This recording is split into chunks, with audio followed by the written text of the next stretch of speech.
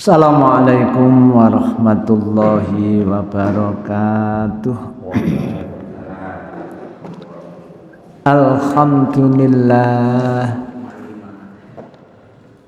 alladzi arsala rasulahu bil huda wa dinil haqq liyudhhirahu 'alad dini kullih wa kafa billahi syahida. Allahumma salli wa sallim wa barik ala nabiyina Muhammadin sallallahu alaihi wasallam wa ala alihi wa ashabihi ajma'in wa man tabi'ahum bi ihsanin ila yaumiddin. Ya ayyuhalladzina amanu taqullaha haqqa tuqatih wa la tamutunna illa wa antum muslimun. Ya ayyuhan nasu taqu rabbakumul ladzi khalaqakum min nafsin wahidah wa khalaqa minha zawjaha wa batha minhuma rijalan katsiran wa nisaa wattaqullaha alladzi tasaaluna bihi wal arham innallaha kana 'alaikum raqiba. Amma ba'du, hadirin jamaah rahimani wa rahimakumullah. Puji syukur alhamdulillahi rabbil alamin. Allah takdirkan kita beramal solih. Mudah-mudahan amal solih ini menjadikan sebab seluruh dosa dan kesalahan kita diampuni oleh Allah Subhanahu wa ta'ala. Dan mudah-mudahan Allah berikan pahala yang berlipat-lipat. Mudah-mudahan kita diselamatkan dari ancaman api neraka, sehingga kita benar-benar bahagia di dunia dan bahagia di akhirat nanti. Yang kita baca malam ini adalah halaman 15. Kandungan bab ini yang ke-13, bahwa sedikit orang yang mengikuti seruan para nabi. Ya, 14. Monggo dibaca 14.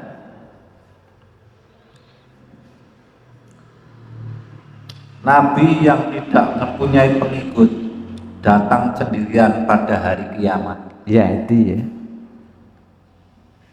Sekarang kita nggak usah terlalu banyak berharap pengikut ya. Ini di sini dikatakan nabi yang tidak punya pengikut, berarti ada nabi yang dakwahnya itu tidak diterima oleh masyarakat.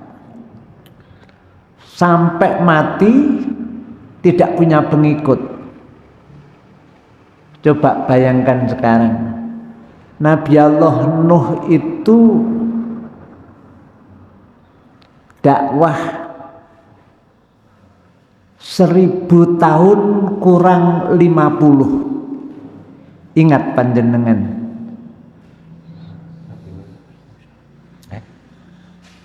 Dan dakwah itu dilaksanakan siang, sore, malam, pagi, terus dilaksanakan dakwah.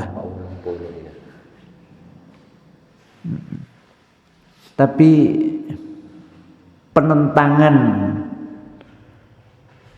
dari kaumnya itu luar biasa.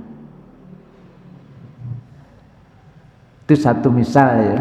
Maka di sini yang ke-14 dikatakan nabi yang tidak mempunyai pengikut datang sendirian pada hari kiamat.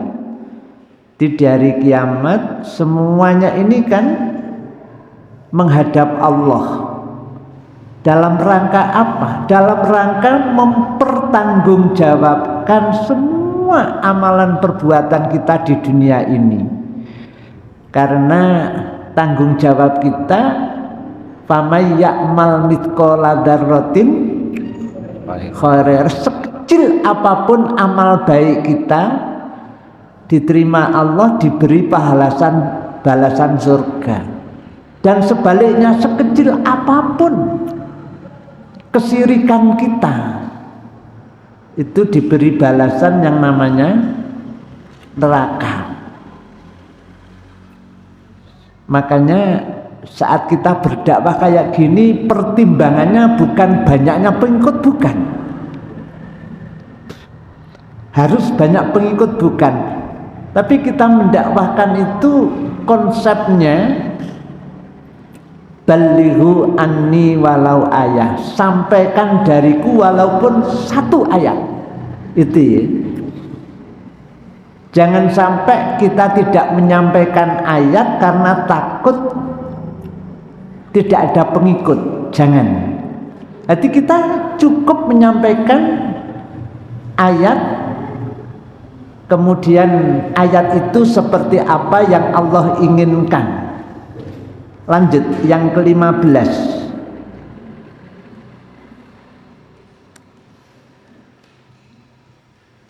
Buah dari pengetahuan ini adalah tidak silau dengan jumlah yang banyak dan tidak merasa kecil hati dengan jumlah yang sedikit. Itu kita menyampaikan agama ini, kita jangan sampai silau dengan saudara sebelah itu pengikutnya melimpah, terus kita kecil hati karena pengikut kita mekur pirang gelintir ini. Jangan sampai itu masuk dalam pertimbangan kita, jangan. Karena jumlah itu tidak akan pernah menjadi pertanyaan di akhirat. Yang ditanyakan, sudahkah kamu menyampaikan dengan benar? Itu ya. Nek mekur ake-akean pengikut iku koyoke gak pada angel. Tapi yang sulit banyak pengikut tidak menyimpang dari Quran. Ini yang sulit. Kebanyakan banyak pengikut itu banyak menyimpang. Coba sekarang yang sedang tren, termasuk di tempat saya, di kampung saya, ini barusan ada sholawatan pas hari Jumat malam Sabtu. Habis misa itu saya pulang dari masjid, halaman itu sampai ke atas, sampai ke kanan itu masih sepi. Habis itu jam 8 apa jam berapa? Ruang ini. Ternyata depan tempat saya itu sudah penuh mobil ya, sesak sampai ke atas. Ternyata di lapangan sebelah masjid yang tengah itu ada sholawatan. Ini satu misal. Sehari sebelum itu jalan itu wis dipatok oleh para pedagang-pedagang. Apa istilahnya? Pasar kaget ya. Ya. Ternyata saya pulang dari masjid Isya itu pulang ke rumah, jalan itu sudah pawadet, tapi halaman tempat saya itu masih kosong. segitu banyaknya pengikut. Ternyata ada sholawatan. Terus sholawatan itu sesuai dengan firman Allah. Yang Allah firmankan, ya ayyuhalladzina amanu shollu alaihi wasallimu taslima. Apa enggak kira-kira? Yang artinya, wahai orang-orang yang beriman, bersolawatlah kalian untuk Nabi dan ucapkanlah salam penghormatan kepadanya. Itu kan ayatnya.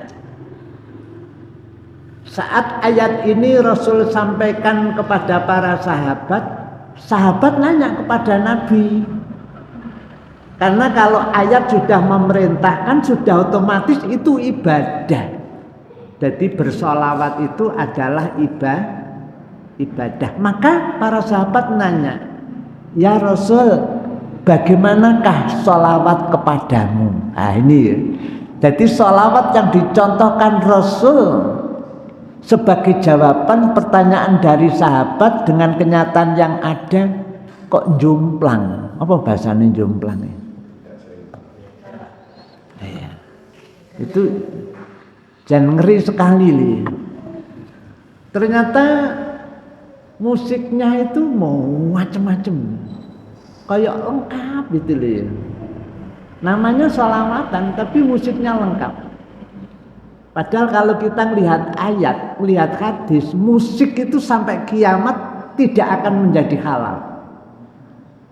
Sampai Rasul sabdakan, besok di akhir zaman sebagian dari umatku akan menghalalkan musik, akan menghalalkan sutra, akan menghalalkan minuman keras, akan menghalalkan zina.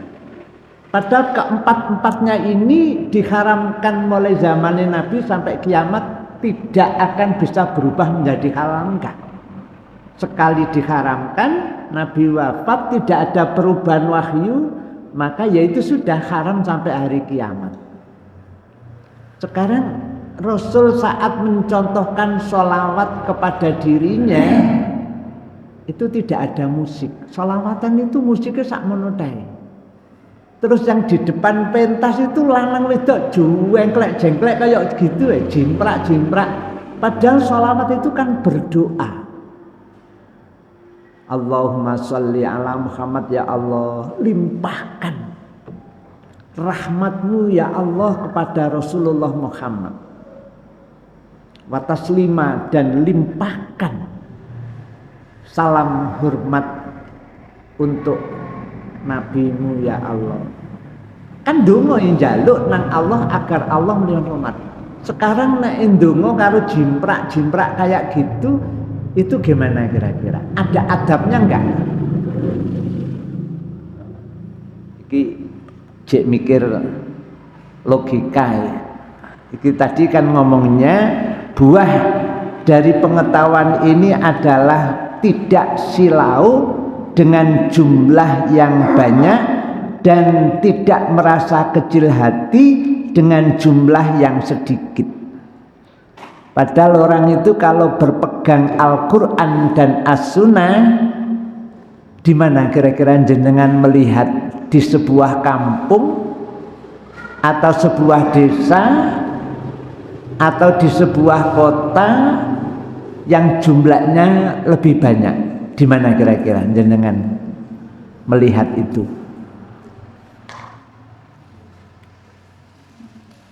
Setahu saya, kalau orang itu berpegang dengan Quran dan Sunnah ikhlas hanya karena Allah, itu jumlahnya di mana-mana.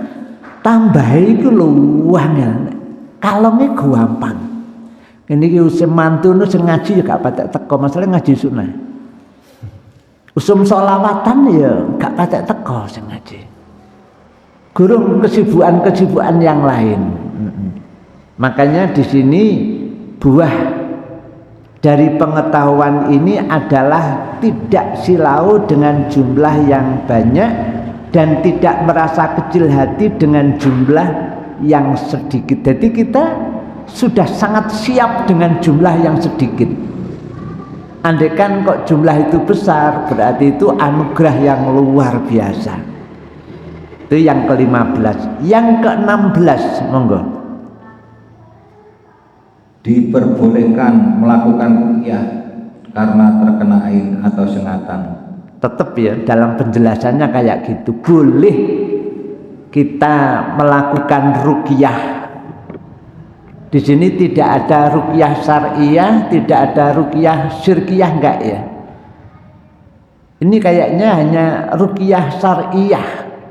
Ruqyah syar'iyah ini boleh dilakukan karena ain.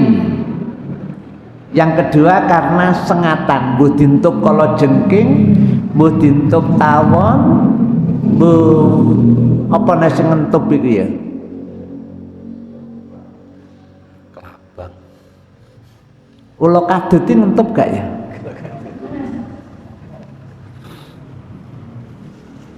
Ya itu ya. Jadi apapun yang kita tersengat. Nah, melihat keterangan ini ya hanya yang kena sengatan saja yang boleh dikeruqyah. Yang lain tidak boleh. Mungkin ada penafsiran apapun yang terkena bisa.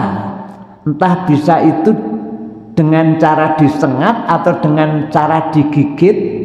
Kalau ulo entong lopo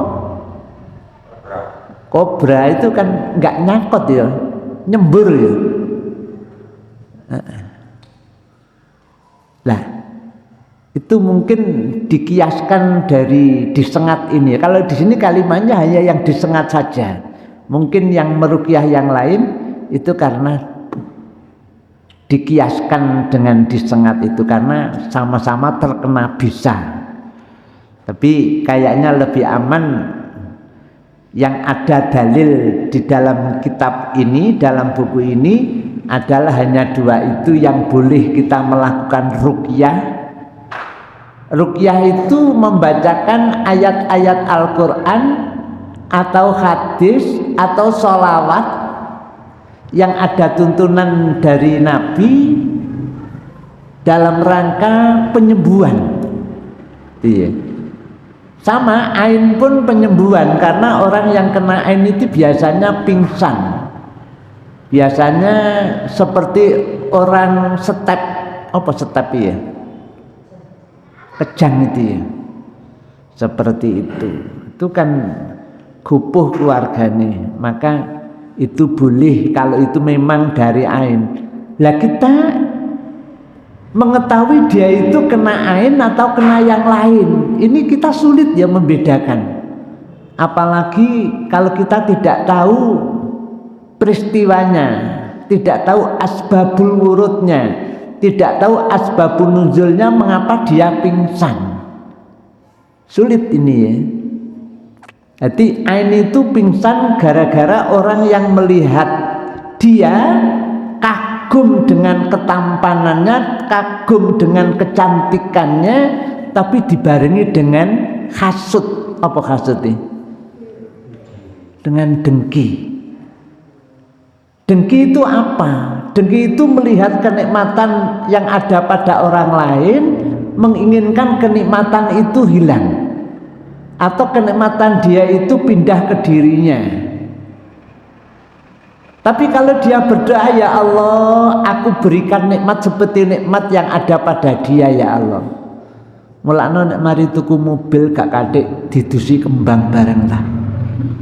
Mari tuku pedah motor nek blangkrah opo ya. Nek ana dalile ya gak apa-apa monggo, tapi nek sebelum ada dalil itu lho, kan harus dicari dulu dalilnya.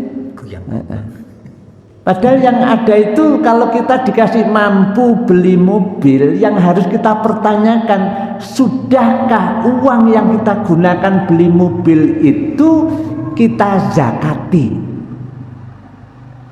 Sudahkah uang yang kita gunakan untuk membeli mobil itu kita infaki, infaknya sudah kita keluarkan belum? Zakatnya sudah kita keluarkan belum? Kalau itu sudah, maka kita syukuran. Gimana? Kok malah ditukokno kembang, didusi kembang ya? Kalau yang melakukan bukan muslim enggak masalah, tapi kalau yang melakukan muslim ini loh jadi masalah, maka itu harus ditanyakan dalilnya dari mana, ayatnya, Qur'annya itu surat apa, ayat berapa. Iya, gimana? Lanjut.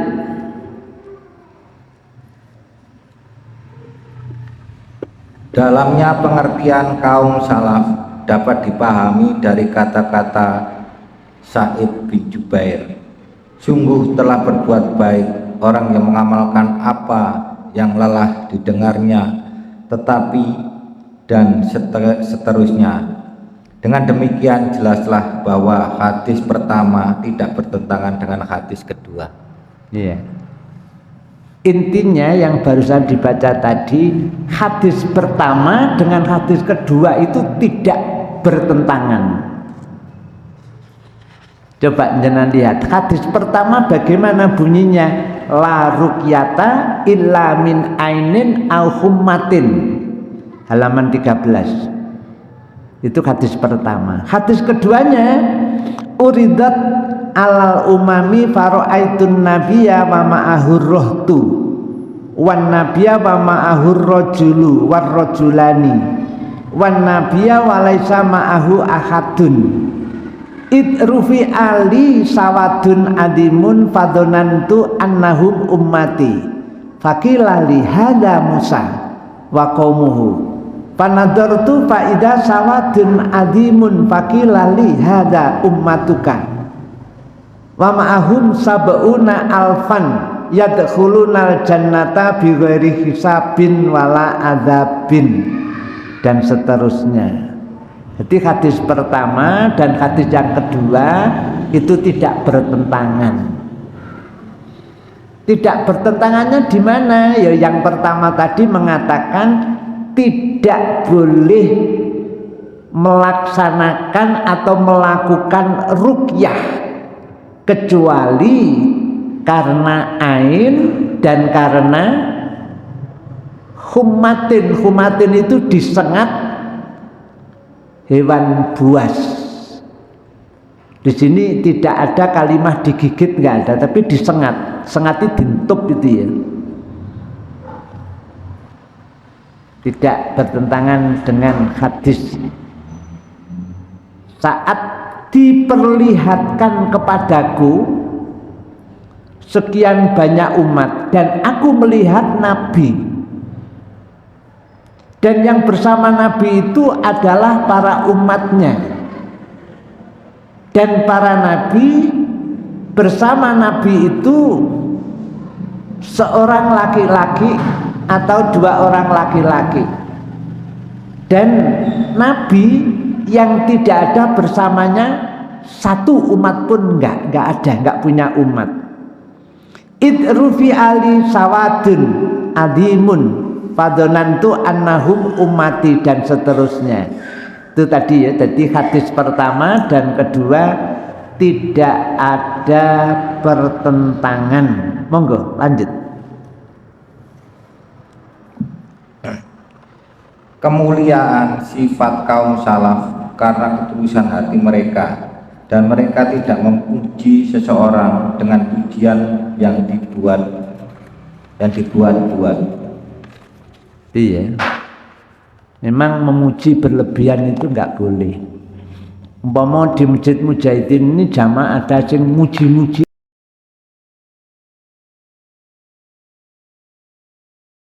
muji-muji itu enggak boleh. Atau sebaliknya, tiba-tiba ngolok-ngolok,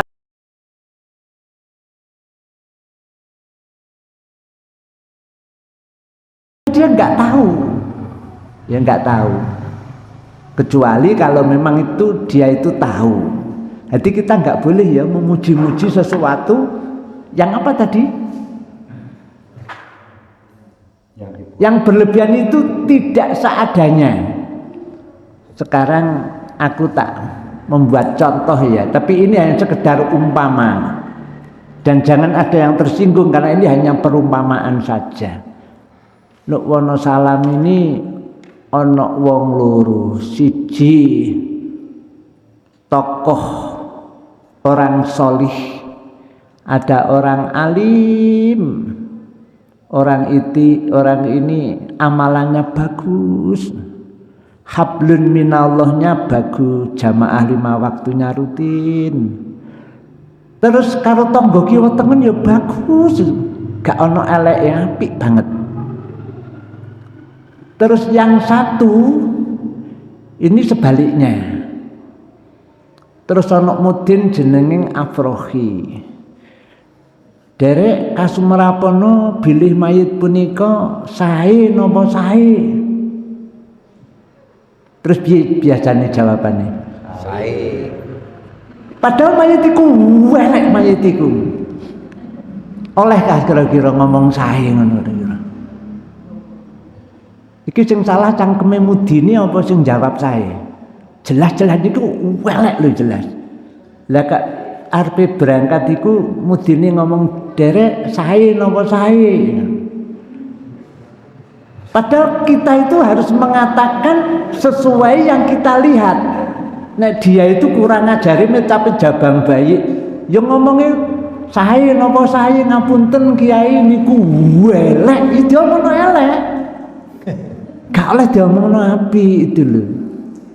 Kalau ngomong api berarti berlebihan. Wong elek kok diomongke, dan kesaksian ngomong saya itu akan dimintai pertanggungjawaban di hadapan Allah. Iki kadang-kadang lali ya jamaah mujahidin. Pas takziah asik ngobrol, mudine ngade derek sae napa sae sae. Kalimat saya ini akan dituntut di hadapan Allah karena ini ucapan yang melampaui. Coba dibaleni mana aku nangkep salah kadung dibahas. Nomor 18. Kemuliaan sifat kaum salaf karena ketulusan hati mereka, dan mereka tidak memuji seseorang dengan pujian yang dibuat-buat. Iya, itu ya. Jadi tulus menyampaikan si A ini elek ya diomongke elek, si A ini apik diomongke apik. Kira-kira nek Wonosalam wis wani tah ngomong apik diomongke apik, elek diomongke wani kira-kira? Gurung ya. Iya, berarti ngajine gak perlu ditambah.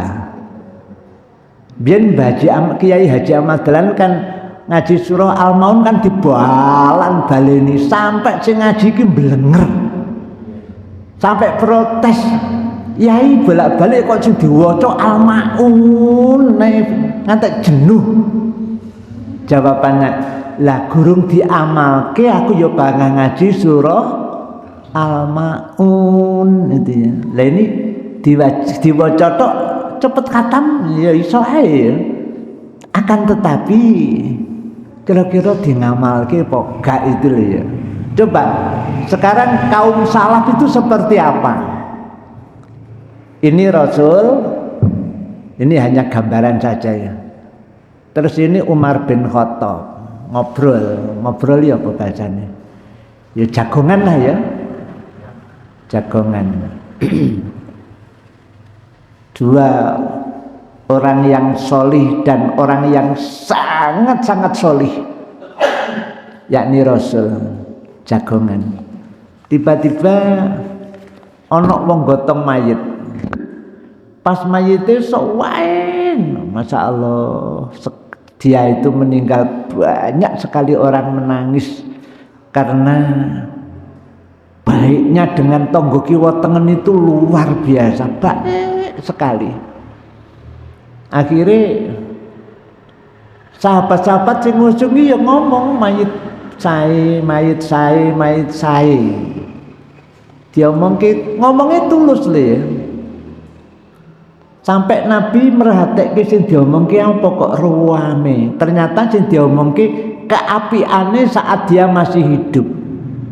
Nabi krungu memang dia itu menyaksikan bahwa mayit yang digotong ke kuburan itu mayit yang baik. Nabi spontan dawuh nanggone Umar, wajabat. Mari Umar paham. Mari ngono tidak lama ada orang gotong mayit iku man, mayit sing wali iku man. Sepanjang jalan iki wih ngomongke kurang ajare mayit bangsat, mayit bajingan tengik. Wis pokoke ngomongke elek-elek tok diomongke ya wis sakanane diomongke, ngomongke ikhlas dengan apa ya, sesuai dengan apa yang terjadi pada mayit itu. Nabi ngrungokke sampai Nabi jelas sing dionekke iki jelas ngelok-ngelokke mayit karena mayit elek nyoy. Elek to pokoke sampah apa masyarakat minggat wis elek ngono. Nabi setelah deket dirungok-rungokke terus Nabi dawuh wajabat. Umar kaget itu ya. Wajabat yang kedua itu kaget. Terus Umar nanya kepada Rasul, ya Rasul, tadi orang yang ngusung jenazah mau dimakamkan jenengan dawuh wajabat. Wong-wong padha ngomong mayit sae. Terus sing ping kalih orang-orang ngusung jenazah mau dimakamkan terus ngomong mayit elek. Jenengan nggih dawuh wajabat. Napa ya Rasul maksude? Komang krana api disaksikan orang-orang dengan kesaksian tulus ikhlas, tidak berlebihan, maka dia wajib masuk surga. Di kesaksiannya itu loh, tidak dipolitisir itu loh. Kalau mudin sing ngulitisir ngono enggak ada. Mereka itu mengucapkan itu dengan tulus ikhlas. Maka Nabi dawuh wajabat. Yang kedua, orang-orang mengatakan sesuatu sesuai yang dilihatnya. Pancen yo elek ngono iku panjenengan, enggak direkayasa oleh siapapun. Akhirnya Nabi dawuh wajabat, napa yang wajib masuk neraka karena kesaksian tadi tidak direkayasa. Sekarang kesaksiannya wong wono salam termasuk jenengan saat melok muni sae kan mboten nate jenengan muni elek. Ora karo mudine wis disiasati sae napa sae. Awon napa sae, saene salah nguri. Awon napa sae, panggah sae kan begitu. Tibolan balenono panggah munine sae. Kira-kira iso munggah swarga apa gak kira-kira? Dengan kesaksian zamannya Nabi karo zaman sekarang ini lho. Nah, iki ya. Itu tadi ya, jadi kita tadi dijelaskan kemuliaan sifat para kaum salaf. Kaum salaf itu siapa ya? Salafus soleh itu siapa? Ya para sahabat Nabi. Jadi kemuliaan sifat para sahabat Nabi karena ketulusan hati mereka mengucapkan sae karena ikhlas. Mengucapkan awon ya memang kenyataannya kayak gitu, disampaikan sesuai dengan apa yang pernah disaksikan. Iya. Kon kok sembrono ngomong ngono lho, aku lo tau dihapusi, aku lo kanca akrabe. Aku lo tau dikemplang lho umpamane kayak gitu ya.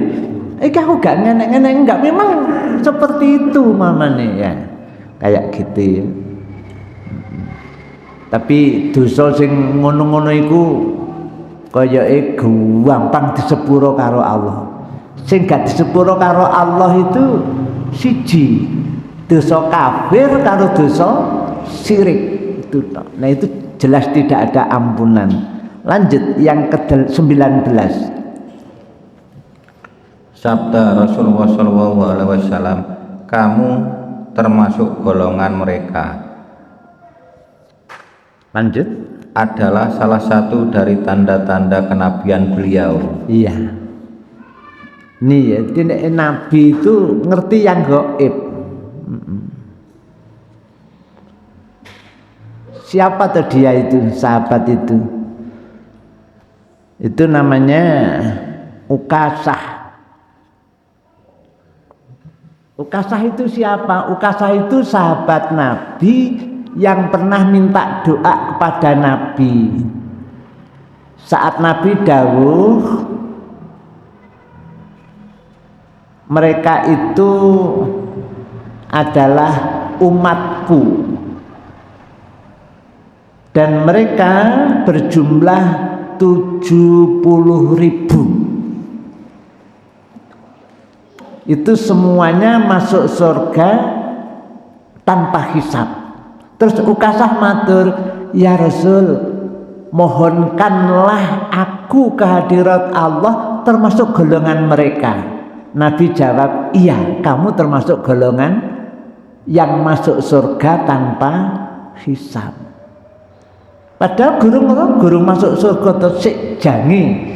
Tapi Rasul telah mendapat kabar gaib itu dari Allah kalau Ukasah memang ahli surga tanpa mampir nang neraka, tanpa dihisab. Itu ya kemuliaannya sahabat Ukasah. Apa sudah mancing belum toh? Lanjut. 20 keutamaan Ukasah tadi sudah saya sampaikan. Yang ke-21 penggunaan kata sindiran. Kata sindiran ini di mana? Boleh ya menggunakan kata sindiran. Jadi saat setelahnya Ukasah ada salah satu sahabat yang nanya, roh nek Ukasah mendapat kesempatan masuk surga tanpa hisab. Terus yang lain matur nang Nabi, ya Rasul, saya juga mohonkan kepada Allah bisa masuk surga tanpa hisab. Terus Nabi jawabnya enggak terang-terangan, awakmu enggak iso, enggak. Awakmu enggak masuk surga tanpa hisab, enggak. Tapi jawabannya Nabi gimana? Kesempatan itu sudah didapat oleh Ukasah. Yang lain sudah tidak ada kesempatan lagi. Bahasanya bahasa sindiran, tidak bahasa frontal, enggak boleh menggunakan bahasa sindiran kayak gitu. Jadi jawabannya Nabi kan, kesempatan itu hanya dimiliki oleh Ukasah, atau dikatakan Ukasah mendapatkan kesempatan masuk surga tanpa hisab sudah yang terakhir kalinya. Itu bahasa sindiran ya. Karena jangan-jangan yang nanya itu terus putus asa. Jadi di sini kandungan dalam bab yang ketiga ini boleh menggunakan kata sindiran. Terakhir 22. Keelokan budi pekerti Rasulullah Sallallahu Alaihi Wasallam. Jadi budi pekerti Rasul itu memang subhanallah, nggak ada ya yang menyamai, nggak ada. Luar biasa budi pekerti Rasul Sallallahu Alaihi Wasallam ini. Wong awake dhewe melaksanakan keadilan sosial bagi seluruh rakyat iku angel setengah mati. Apa meneh keelokan budi pekerti Rasulullah Sallallahu Alaihi Wasallam. Memang budi pekerti Rasul itu, dan Rasul sendiri diutus sama Allah, buistu li utammima makarimal akhlak. Aku diutus sama Allah untuk menyempurnakan akhlak-akhlak yang mulia. Gimana? Kalau sudah dipahami, kita lanjut bab yang keempat.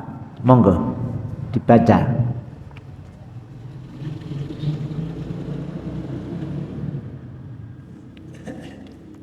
Iya, bab 4. Takut terhadap syirik. Nah, ini ya, kita harus takut dengan syirik.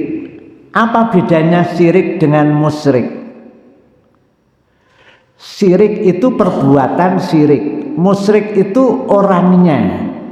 Orang yang melakukan kemusyrikan maka dikatakan musyrik. Yang dilakukan kemusyrikan itu namanya syirik. Allah firmankan, a'udzu billahi minasyaitonir rajim. Innallaha temen setuning Allah iku la yaghfiru ora bakal kersa paring pangapura sapa Allah. Ayyusraka yen to den sekutokake sapa bihi Allah. Jadi Allah tidak akan pernah memberikan ampunan kepada siapapun orangnya yang menyekutukan Allah dengan apapun. Tidak akan mendapat ampunan.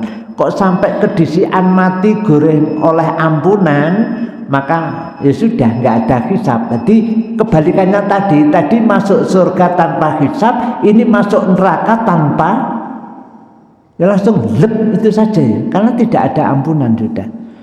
Wa yaghfiru lan kersa paring pangapura sapa Allah ma ing dosa apa wae, bahkan termasuk ngerampok, mencuri, berzina sekalipun itu akan mendapatkan ampunan dari Allah. Wa yaghfiru lan kersa paring pangapura sapa Allah ma ing dosa apa wae duna dalika ing sakliyaning dosa musyrik. Siapa yang diampuni? Liman kepada siapapun orangnya yasa'u yang Allah kehendaki. Jadi mati pokoknya gak musyrik, gak kafir, dosane sak penuh bumi sekalipun Allah kersa ngampuni, diampuni masuk surga. Nek Allah gak kersa ngampuni ya gak diampuni. Tapi yang dosa yang pasti tidak diampuni adalah dosa musyrik. Insyaallah demikian, waktunya habis. Iya. Mudah-mudahan sedikit yang kita bahas menjadi tambahan ilmu yang manfaat maslahah fid dunya wal akhirah. Subhanakallahumma bihamdika asyhadu an la ilaha illa anta astaghfiruka wa atubu ilaik. Mohon maaf. Assalamualaikum warahmatullahi wabarakatuh. Waalaikumsalam.